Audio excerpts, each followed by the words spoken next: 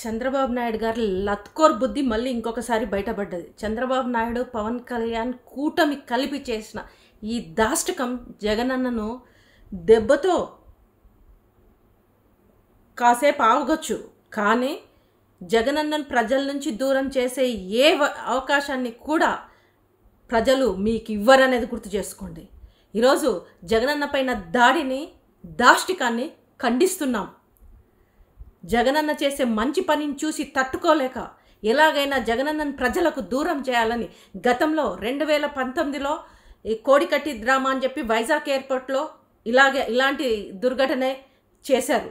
ఈరోజు మళ్ళీ ఎలక్షన్స్ అనగానే జగనన్నను చూసి తట్టుకోలేక ఇలాంటి దాష్టికాలకు మీరు తెరలేపితే మేము సహించమని హెచ్చరిస్తున్నాం.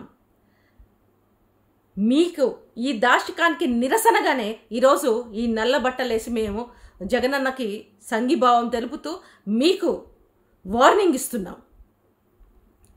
ఈరోజు జగనన్న చేసిన మంచి పనులను చూసి తట్టుకోలేక మొన్నటికి మొన్న ఏమంటారు, జగన్ నీ చూస్తాం, నీ అంతు చూస్తాము, ఏం చేయాలో అది చేస్తాము అని మీరు అన్న మాటలు మాకు ఇంకా వినబడతా ఉన్నాయి.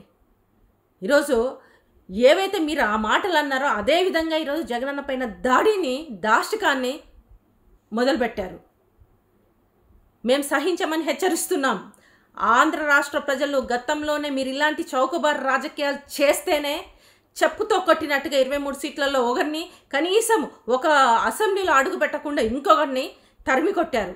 ఇంకా అలాంటి బుద్ధి మారకుండా కుక్క తోకకు రాయి కడితే చక్కనవుతుందా అన్నట్టు చంద్రబాబు నాయుడు వయసు పెరిగితే మాత్రం బుద్ధి మారుతుందా అన్నట్టుగా ఈరోజు అదే పని, అదే కథ, అదే కంటిన్యూషన్ జరుగుతుంది.